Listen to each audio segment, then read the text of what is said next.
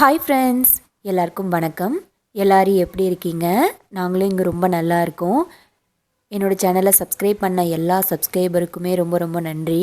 இப்போ தான் என்னோடய சேனலை ஃபஸ்ட் டைம் பார்க்குறீங்கன்னா மறக்காமல் சப்ஸ்கிரைப் பண்ணிக்கோங்க.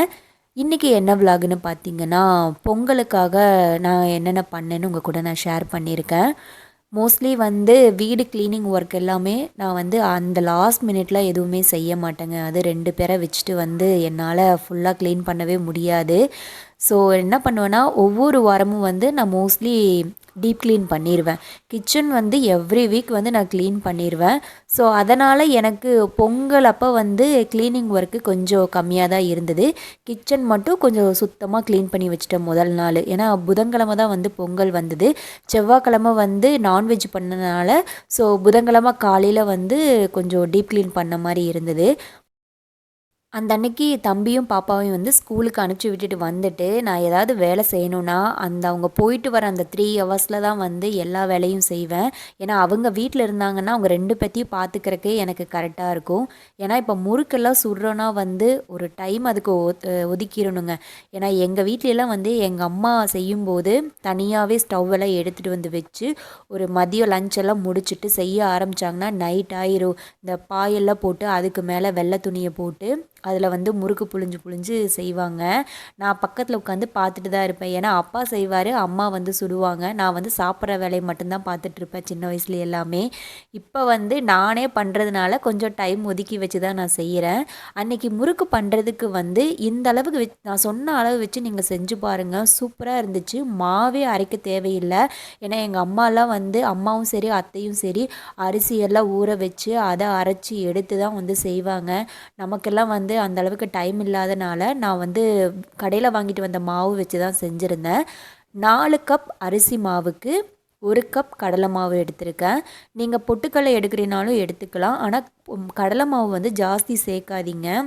ரொம்ப உடஞ்சி போகிற மாதிரி ஆயிரும். ஸோ 4 கப் அரிசி மாவுக்கு 1 கப் கடலை மாவு, 1 டேபிள் ஸ்பூன் அளவுக்கு மிளகாத்தூள், 1 டேபிள் ஸ்பூன் அளவுக்கு சீரகம் சேர்த்துருக்கேன். உங்ககிட்ட ஓமம் இருந்ததுன்னா சேர்த்துக்கோங்க. அதுக்கப்புறம் அரை டீஸ்பூன் அளவுக்கு பெருங்காயத்தூள் சேர்த்துருக்கேன். நான் சொன்ன அளவுக்கு கரெக்டாக இருக்கும். நீங்களும் ட்ரை பண்ணி பாருங்கள். ஸோ எல்லாத்தையும் சேர்த்துட்டு ஃபஸ்ட்டு இந்த மாதிரி நல்லா விஸ்கு வச்சு மிக்ஸ் பண்ணி எடுத்துட்டு அதுக்கப்புறம் கையிலையே நல்லா மிக்ஸ் பண்ணிக்கிட்டேன். நல்லா ஒன்று சேர்ந்து வந்ததுக்கப்புறம் கடைசியாக ஒன்று சொல்ல மறந்துட்டேன். ஒரு 2 to 3 டேபிள் ஸ்பூன் அளவுக்கு பட்டரை உருக்கி சேர்த்துக்கோங்க. நீங்கள் எண்ணெய் கூட சேர்த்துக்கலாம். நான் பட்டர் சேர்த்துருந்தேன். ஸோ நல்லா மிக்ஸ் பண்ணிவிட்டு கொஞ்சம் கொஞ்சமாக தண்ணி சேர்த்து நல்லா கை சேர்ந்து வர வரைக்கும் நல்லா சப்பாத்தி மாவு அளவுக்கு பிசைஞ்சு எடுத்துக்கலாம். நான் ஃபஸ்ட் டைம் கொஞ்சம் அதிகமான குவான்டிட்டியில் செய்கிறேன். இது நாள் வரைக்குமே ஒரு கப் 2 கப் அந்த அளவுக்கு தான் நான் செஞ்சிட்ருப்பேன். ஸோ கொஞ்சம் பல்காக செஞ்சு வச்சிடலான்னு சொல்லிட்டு ஃபஸ்ட் டைம் நான் செஞ்சுருந்தேன். ஸோ இந்த அளவுக்கு மாவு எல்லாமே ஒன்று சேர்ந்து வந்துருச்சு. சூப்பராக இருந்ததுங்க.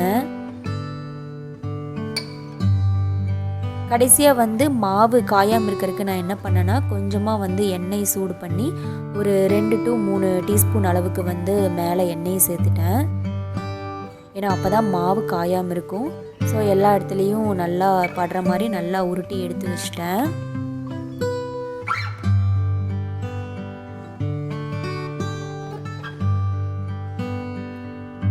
இந்த மாதிரி நல்லா ஒன்று சேர்ந்து வந்ததும் ஒரு 10 நிமிஷம் அப்படியே வச்சிட்டேன் எண்ணெய் காயிற வரைக்கும். நான் இந்த முறுக்கு பிடி தாங்க எடுத்திருந்தேன். இது என் ஃப்ரெண்டோடது. அவங்க ரிட்டன் இந்தியா போகும்போது என்கிட்ட கொடுத்துட்டு போயிட்டாங்க. ஏன்னா இந்த முறுக்கு பிடி என்கிட்ட வர்ற கிட்டத்தட்ட நான் இங்கே ஒரு 1.5 வருஷத்துக்கு அப்புறம் தான் அவங்க என்கிட்ட கொடுத்தாங்க. அது வரைக்கும் என்கிட்ட முறுக்கு பிடியே கிடையாது. ஸோ நான் முறுக்கு சுட்டதும் கிடையாதுங்களா. ஸோ இது கொடுத்தக்கப்புறம் தான் நான் ட்ரை பண்ணவே ஆரம்பித்தேன். இன்றைக்கி இந்த 3 ஓட்டை இருக்குது பார்த்தீங்களா, இந்த முறுக்கு தான் நான் சுட போகிறேன். ஏன்னா இது நாள் வரைக்கும் எனக்கு அந்த ரவுண்ட் ஷேப் வராது. மேக்ஸிமம் அது வராதனாலேயே நான் சுட மாட்டேன். இந்த டைம் ஊருக்கு போகும்போது தான் அம்மா சுட்டுட்டு இருந்தாங்களா, அவங்களுக்காக நான் ஹெல்ப் பண்ணுறேன்னு சொல்லி சுட்டு கொடுத்துட்ருந்தேன். ஸோ எனக்கு ஓரளவுக்கு ரவுண்ட் ஷேப் வந்தது. அதுக்கப்புறம் தான் சரி நம்ம இந்த வருஷம் ட்ரை பண்ணி பார்க்கலாமேன்னு சொல்லி பாருங்கள், நானே திணறி தான் ரவுண்டு பிடிச்சிட்ருக்கேன். அம்மா சுடும்போது என்ன சொல்லுவாங்கன்னா, அந்த ரவுண்ட் ஷேப்பில் வரணும், அப்போ தான் நல்லாயிருக்கும் அப்படின்னு சொல்லுவாங்க. ஸோ எனக்கு தெரிஞ்ச மாதிரி நான் பண்ணியிருந்தேன். இந்த பக்கம் எண்ணெயும் காஞ்சிருச்சு. ஸோ சூப்பராக வந்து அந்த ஷேப் ஓரளவுக்கு வந்துருச்சு எனக்கு. நான் வந்து ஒரு 2 இல்லைன்னா 3 அந்த மாதிரி தான் நான் போட்டு எடுத்தேன். நிறையெல்லாம் போடலை. ஏன்னா நிறைய போடும்போது என்ன ஆகும்னா ஒன்றோடு ஒன்று ஒட்டி அந்த ஷேப் வராமல் போயிடும். அடுப்பை வந்து மீடியம் ஃப்ளேம்லேயே தான் வச்சு பண்ணேன். ஏன்னா போட்ட உடனே வந்து அது கருக ஆரம்பிச்சிடும். அதுக்கப்புறம் வந்து வெளியே முருகலாக இருக்கும், ஆனால் உள்ளே வந்து வேகாத மாதிரி இருக்கும். ஸோ இந்த மாதிரி எண்ணெயெல்லாம் கொதிக்கிறது அடங்கினதுக்கப்புறமா நான் எடுத்துட்டேன். பரவாயில்லைங்க, எல்லாம் எடுத்ததுக்கப்புறம் நானும் முறுக்கு சுட கற்றுக்கிட்டேன் அப்படின்னு தோணுச்சு எனக்கு. கிட்டத்தட்ட வந்து எனக்கு ஈவினிங் போலவே ஆயிடுச்சுங்க. ஒரு 3 to 4 hours போல் ஆயிடுச்சு எல்லாமே நான் செஞ்சு முடிக்கும்போது. ஒரு இது முடித்ததுக்கப்புறம் பாப்பாவையும் தம்பியும் கூட்டிகிட்டு வர போயிட்டேன். அடுப்பை ஆஃப் பண்ணிவிட்டு மறுபடியும் அவங்கள வீட்டுக்கு கொண்டு வந்து விட்டுட்டு தான் நான் வந்து மறுபடியும் சுடவே ஆரம்பித்தேன். எங்கள் ஊர்லெலாம் வந்து அம்மா அத்தையெல்லாம் என்ன பண்ணுவாங்கன்னா, இந்த சமையல் வேலையெல்லாம் முடித்ததுக்கப்புறம் தான் முறுக்கு சுடவே ஆரம்பிப்பாங்க. ஏன்னா ஒரே அடியாக உட்காந்து சுடணும் அப்படின்னு சொல்லிட்டு. ஃபைனலாக வந்து ஒரு முறுக்கு சுட்டு ஒரு 1/4 மணி நேரத்துக்கு அப்புறம் நல்லா ஆறுனதுக்கப்புறமா உடச்சி பார்த்துங்க. பாருங்கள் எவ்வளோ கிறிஸ்பியாக இருக்குன்னு. நீங்கள் அரிசி மாவு அரைச்சி செஞ்சால் எப்படி இருக்குமோ அதே மாதிரி தான் இருந்துச்சு. கடுக்கு கடுக்குன்னெல்லாம் இல்லை, நல்லா மொறு மொறுன்னு இருந்துச்சு. நீங்களும் வந்து நான் சொன்ன அளவில் ட்ரை பண்ணி பாருங்கள், செம சூப்பராக வரும். ஏன்னா எனக்கு வந்து இந்த அரிசி ஊற வச்சு அளந்து போட்டு செய்யறதுக்கு எனக்கு அந்த ரேஷியோ தெரியல. நானும் அம்மாக்கிட்டேயும் சரி அத்தைக்கிட்டேயும் சரி கேட்கல.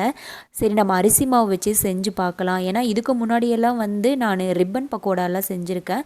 ஸோ அதே அளவில் வந்து கொஞ்சம் அதிகமாக சேர்த்து நான் செஞ்சு பார்த்தேன். சூப்பராக வந்திருந்தது. பண்ணும்போதே வந்து பாதி காலி ஆகிடுச்சு. நெக்ஸ்ட்டு வந்து இன்னும் கொஞ்சம் மாவு அதிகமான இருந்ததுங்களா, ஸோ அதுக்கு வந்து இந்த மாதிரி ஸ்டார் முறுக்கு பண்ணலாம், பட்டர் முறுக்கு ஸ்டைலில் அப்படின்னு சொல்லிட்டு செஞ்சுருந்தேன். ஏன்னா இந்த மாதிரி முறுக்கு செய்யும்போது பாப்பாவுக்கும் தம்பிக்கும் ஸ்நாக்ஸுக்கு கொடுத்து அனுப்பலாம் பாக்ஸில். அதனால் நான் வந்து இந்த மாதிரி செஞ்சுருந்தேன். இதுவுமே வந்து நல்லா சூப்பராக வந்திருந்தது. உங்களுக்கு சப்போஸ் அந்த மாதிரி ஷேப் யாருக்காவது வரலைன்னா இந்த மாதிரி முறுக்கு ட்ரை பண்ணி பாருங்கள். இதுவுமே வந்து செம கிறிஸ்பியாக வந்திருந்தது. ஆனால் இதில் ஒன்று அடுப்பு வந்து மீடியமாக வச்சுட்டு செய்யணுங்க. ரொம்ப ஹை ஃப்ளேமில் வச்சுட்டு செஞ்சால் கருகிரும். இதுவுமே வந்து சூப்பராக வந்திருக்கு பாருங்கள். அதே மாவில் தான் நான் செஞ்சுருந்தேன். 2 முறுக்குக்குமே வந்து ஒரே மாவில் தான் வந்து நான் செஞ்சுருந்தேன். காரம் செஞ்சதுக்கப்புறம் ஸ்வீட் பண்ணாமல் இருக்க முடியாதுன்னு நான் வந்து அன்றைக்கி மைசூர்பா தான் செஞ்சுருந்தேன். மைசூர்பா வந்து நான் யூஎஸ் வந்த புதுசில் ஒரு டைம் செஞ்சேன். ரொம்ப கல் மாதிரி இருந்ததுங்களா, அது எனக்கு அந்த கம்பி பதம் சொல்லுவாங்க பார்த்தீங்களா, அது எனக்கு சரியாக தெரியல. என்ன பண்ணேன், நான் பாட்டுக்கு செஞ்சேன், ஓரளவுக்கு பதம் பார்த்து செஞ்சேன். ஆனால் நல்லா தான் இருந்துச்சு சூடாக இருக்கும்போது. ஆறுனதுக்கப்புறம் கட் பண்ணி எடுத்து பார்த்தா ரொம்ப கல்லாக இருக்கிற மாதிரி இருந்தது. அதனால் அதை நான் பண்ணுறதே விட்டுட்டேன். அடுத்தது இன்றைக்கி தான் ட்ரை பண்ணியிருக்கேன். பார்க்கலாம் எப்படி வருதுன்னு தெரியலன்னு சொல்லிட்டு தான் ட்ரை பண்ணி பார்த்துருந்தேன். நான் வந்து 1 கப் கடலை மாவை வந்து கடாயில் நல்லா அந்த பச்சை வாசனை போகிற வரைக்கும் நல்லா ஃப்ரை பண்ணி எடுத்துக்கிட்டேன். இதுக்குமே வந்து அடுப்பை லோ ஃப்ளேமில் வச்சு தான் செய்யணும். இல்லைன்னா என்ன ஆகும்னா அடியில் வந்து கருகிற மாதிரி ஸ்மெல் வந்துடும். ஸோ அந்த பச்சை வாசனை ஃபுல்லாக போனதுக்கப்புறமா இந்த மாதிரி கலரில் லைட்டாக கலர் சேஞ்ச் ஆகும். அதை வந்து ஒரு பவுலில் மாற்றிக்கிட்டேன்.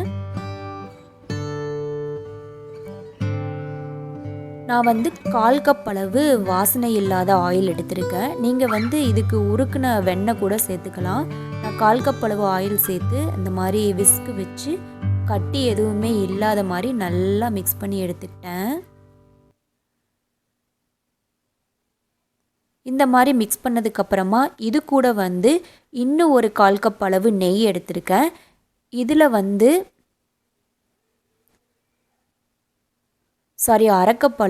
அரைக்கப்பளவு வந்து எண்ணெய் சேர்த்து நல்லா மிக்ஸ் பண்ணிவிட்டு இன்னொரு அரைக்கப்பளவு வந்து நெய் எடுத்திருக்கேன். அதில் 1/4 கப் அளவு நெய் மட்டும் சேர்த்து இந்த மாதிரி நல்லா விஸ்கு வச்சு அதே மிக்சரில் வந்து மிக்ஸ் பண்ணி எடுத்துக்கிட்டேன். இப்போ சூப்பரான பேஸ்ட் மாதிரி வந்துடுச்சு.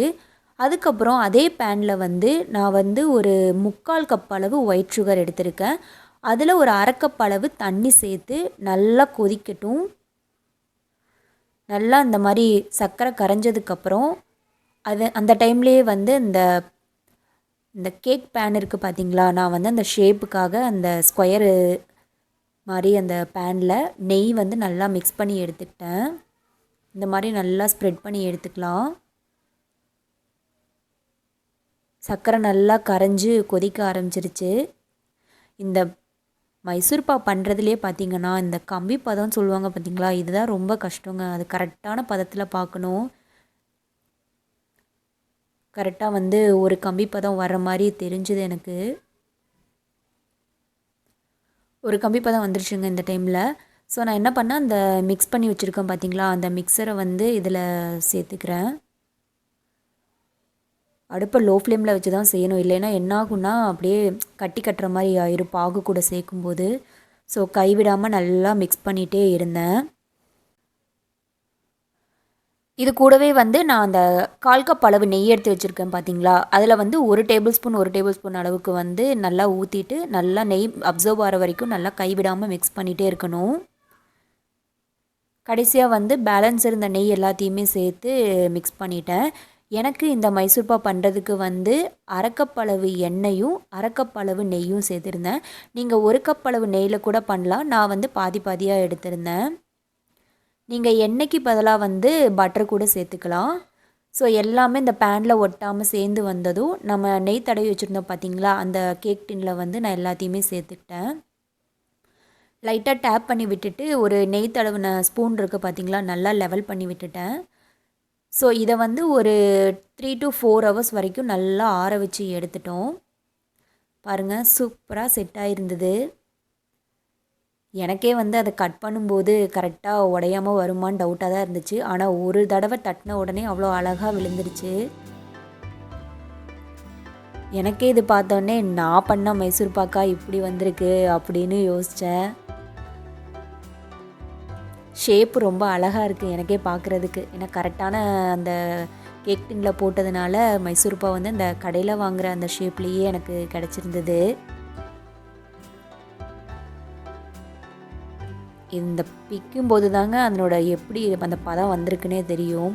உண்மையாகவே சொல்கிறேங்க, நான் ஃபஸ்ட் டைம் பண்ணதை விட இந்த தடவை வந்து அவ்வளோ சூப்பராக சாஃப்டாக வந்திருந்தது. அப்படியே வாயில் போட்ட உடனே கரைஞ்சி போகிற மாதிரி இருந்துச்சு.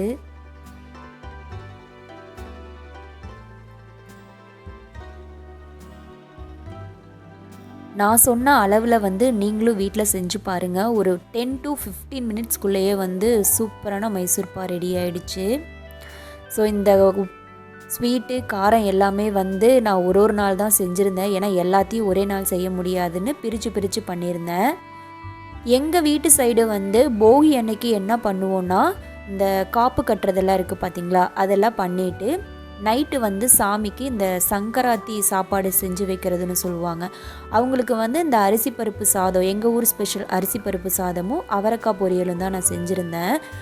நிறைய பேர் வந்து இந்த அரசாணிக்காய் சொல்லுவாங்க பார்த்திங்களா, மஞ்சள் பூசணிக்காய், அது செய்வாங்க. ஆனால் நான் வந்து அதை வாங்கிட்டு வர மறந்ததுனால அவரைக்காய் தான் செஞ்சு வச்சுருந்தேன். ஸோ ஈவினிங் வந்து அன்றைக்கி ஆஃபீஸ் வேறு இருந்துச்சுங்களா அவருக்கு, ஒரு 6:30 போல் தான் சாமியே கும்பிட்டோம். விளக்கேற்றி எல்லாமே சாமி கும்பிட்டாச்சு. அடுத்தது பொங்கல் டே அன்றைக்கி என்ன பண்ணேன்னா, நான் வந்து இந்த டைம் ஊருக்கு போனவ ஒரு 3 டைமுக்கு மேலே வந்து இந்த பானையில் தான் பொங்கல் வச்சுருந்தேன் கோயிலுக்கு போகும்போது எல்லாமே. சரி, இந்த தடவை வந்து நம்ம வீட்டில் அந்த மாதிரி ட்ரை பண்ணி பார்க்கலான்னு அம்மா வந்து பால் காய்ச்சறதுக்காக வாங்கி கொடுத்துருந்தாங்க. அது வந்து சைஸ் எனக்கு தெரியல. ஸோ பொங்கல் அன்றைக்கி எடுத்து பார்க்குறேன், ரொம்பவே குட்டியாக போயிடுச்சு. அதில் பண்ணவே முடியாதுன்னு சரி ரெகுலராக பண்ணுற மாதிரி குக்கர்லேயே செஞ்சிடலான்னு சொல்லிவிட்டு அன்றைக்கி பொங்கல் வந்து நான் குக்கரில் தான் பண்ணியிருந்தேன். ஸோ பானையில் வச்சா எப்படி வந்து பொங்கல் பொங்குமோ அந்த மாதிரி தாங்க எனக்கு குக்கர்லேயும் அந்த விசில் வரும்போது அவ்வளோ அழகாக பொங்கி இருந்தது. அதுக்கப்புறம் சாதமும் வந்து நல்லா குலைவாக இருந்தது. நான் அந்த முந்திரி ஏலக்காயெல்லாம் முந்திரி திராட்சை எல்லாம் சேர்த்து நல்லா மிக்ஸ் பண்ணி விட்டுட்டேன். இந்த தடவை வந்து பொங்கலோட கலர் வந்து கொஞ்சம் லைட்டாக தான் இருந்துச்சு. ஏன்னா வெல்லம் வந்து கொஞ்சம் லைட்டாக இருந்ததுங்களா, அதனால் பொங்கலுமே அந்த கலரில் தான் இருந்தது. எங்களோட பொங்கல் செலிப்ரேஷன் இப்படி தாங்க இருந்துச்சு. ஏன்னா குளிர்னால கோயிலுக்கும் போக முடியல. அந்த அன்றைக்கி ஒரு ஆஃபீஸ் ஒர்க்கிங் டே, அதுக்கப்புறம் ஸ்கூலுக்கும் பசங்க போனாங்க. அதனால் வந்து வெளியே எங்கேயுமே போக முடியல. வீக்கெண்டு போகலான்னாலும் செம குளிராக இருந்தது. அவ்வளோதாங்க, இந்த vlog இதோட முடிஞ்சுது. இந்த வீடியோ உங்களுக்கு பிடிச்சிருந்தா என்னோடய சேனலை மறக்காமல் சப்ஸ்கிரைப் பண்ணிக்கோங்க. தேங்க்யூ.